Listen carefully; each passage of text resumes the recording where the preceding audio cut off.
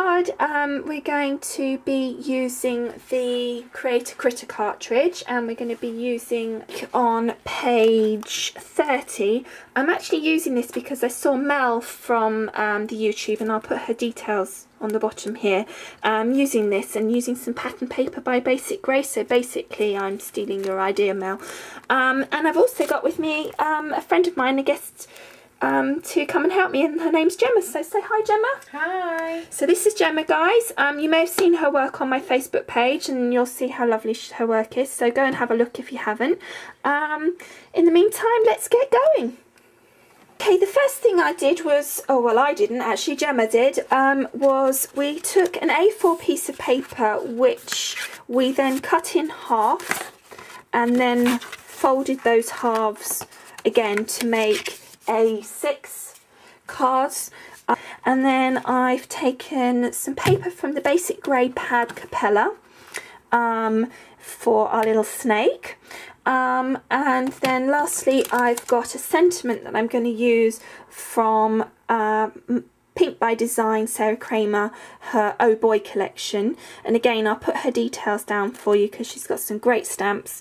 And we're going to be using the one that says, oh, well, it says So Simply Sweet with lots and lots of S's. Look, if you can just see that there. So that I thought was really cute for the snake. Okay, so now we're going to go over to the Cricut and start cutting out our snake. Hiya, we're at the Cricut now. Just going to load the mat and start cutting. There we go. We're going to take it down to the black and cut that first. And how many? We're going to cut a couple of these, guys. So we're going to use the quantity button here. If you're watching my last video, I think it was, you'll see that I showed you about that. So because we want to cut more than 2, rather than hitting the key several times, we're going to hit quantity,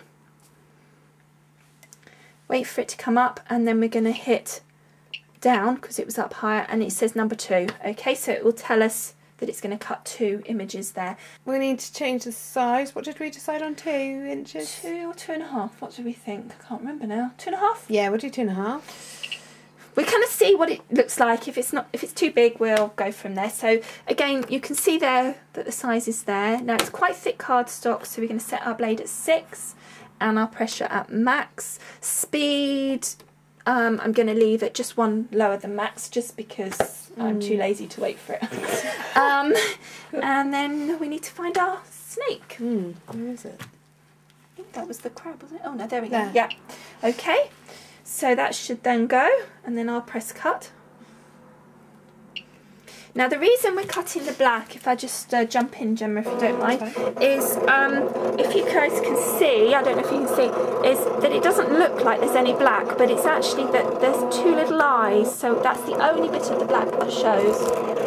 It's now cut. Oh. So we need to move on to the next layer. Which would be the green, isn't it? Yeah, so we could do, where is it, line return. And then backwards a bit. Okay, so if we'll be using the repeat last. We will do. And the reason that we're using the repeat last, as Gemma said, is because it's on the same layer, so we don't have to do shift on any of these. All of the elements for this snake is on the same layer, so you can just keep hitting repeat last and just hit your feature button. We're going to leave the quantity on because we want to use 2 every time for these items. So we need to hit our feature button, which is layer 1, and then press repeat last and cut. Yeah. Okay. And let's just think about it, and off it goes. Okay, so we've just finished cutting that, so we're going to hit load last. So that, yeah, load last should take us back down, but perhaps not. Doesn't want to. Okay, so we'll just go back down anyway. Load paper. And then go across. Now if you see, it's just caught that, so hopefully that'll be okay, but we'll just take that across. And this layer, as you see, we've done pattern paper rather than plain papers, and this layer we've done the green, which is this solid green here, and then for this layer of our snake, which is the blue layer, we're doing this kind of blue patterned layer. Okay, right, so we need layer 2 and repeat last. Yep. Cut. There you go. Right, so we're going down to the pink now. Right. Which, just to show you on the book, oh, I knocked you over, guys. It's layer 3, and it's going to be his little hat and the little tongue. Okay, so Gemma's just hit layer 3 feature button. It's still on quantity, and you can see the hat and the tongue has come up, and now she's done repeat last, and she's going to hit cut. And it's just having a bit of think, and then off it goes. Okay, so now we need to unload our paper.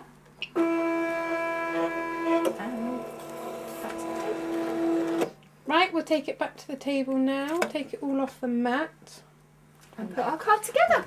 Fabulous. Hi guys, well we're back at the table, and I just thought I better just show you what we're following. We thought that, again, following Mel's example, that I would have my first go with my trusty assistant here, because I wasn't brave enough to do it on my own, actually following a sketch. Now obviously this is quite a basic one, and even I can kind of see what it is. I'm hoping that you guys can see. Let me just see if I lift this up. So it's quite a basic sketch, and you can see it's got your element in the middle, another piece of paper, and a sentiment all on your card. So it's a nice simple idea, and it's got some examples in the book as well. So that was the plan. So we'll see, hopefully it'll look something like that at the end.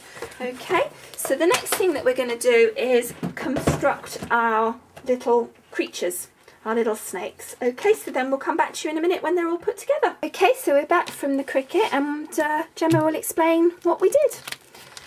Okay. Right.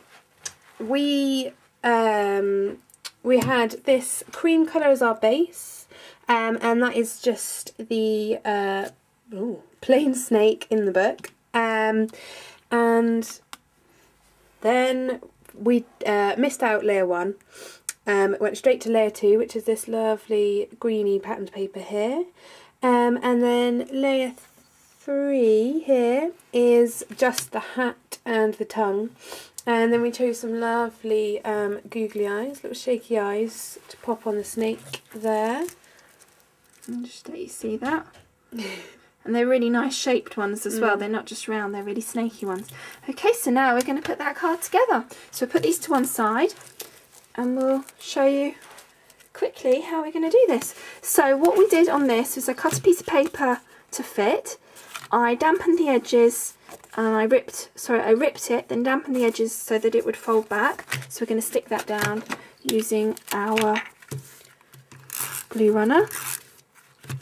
Now, although we've done 2 of all of these, I'm just going to show you one, and then we'll make the second one up off camera, because you'll get the gist of how it all works.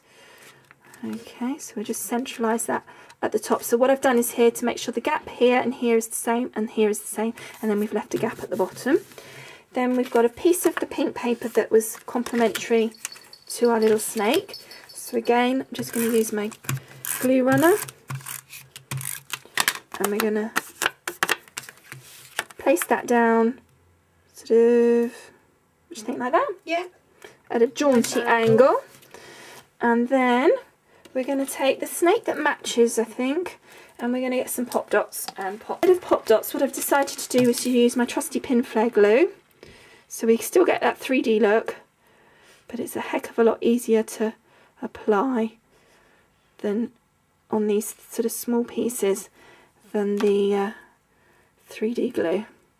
And then we're going to pop that down like so, like that. Yeah, lovely. And then we're going to put that to one side for a minute, and we've got a piece of the pink paper that's matching, and we've got our stamps. As I say, they came from Pink Cricut, and we're going to take the Simply Sweet with the Simply Sweet sort of element to it. So we're going to grab that one, and we're going to grab our rocker block, and we're going to stamp that on to the pink. What I'm going to do is I'm going to use a lovely brown ink, because I think that it's too strong to use the black. So we're going to just ink this up using the brown. Now again, with this Pink Cricut stamps, they really are very, very good. I'll just make sure it's the right way up, not that it really matters. And they just literally, I haven't stamped with these at all yet, and I think you'll see they literally just stamp straight out of the box. Absolutely beautifully. Now I'm going to do 2 of these because we're going to need another one for the other card. So while I've got this out, I'll just do that. Ready? There we go. And then I'll just zoom in so you can see how gorgeous that has stamped. And you can see how appropriate that is for a snaky card. Okay, so the next thing we're going to do is cut that out and mount that onto some of this paper here, and then we'll pop that on. So I'll show you that in a minute. So we've stamped that as you saw, and we've cut that out. Now we changed our mind with regard to putting it onto the black sort of pattern paper, and we're just going to pin flare that up just to give it a little bit of dimension, and also stuck to my nails. So we'll pop that down the right way up. And what do you think, Gemma? A jaunty angle or straight? Yeah, always an angle. Always an angle. Gemma's teaching me about doing things at angles and not always having things straight, because I'm, as you know, always have things straight. Okay, so that's the outside of our card. And then all we're going to do on the inside is, as you've seen before, I've got these gorgeous pin flare stickers. So we're going to peel one of those off. Open that up. Now be careful, because obviously the outside is still wet, because it's pin flare glue is like your silicone glue if you're watching from the States. And we're just going to pop this on the inside, just to finish that off on the inside. Okay, and that's that one done. And thanks, Gemma, for helping me out. Thank you very much. Bye everyone. Bye.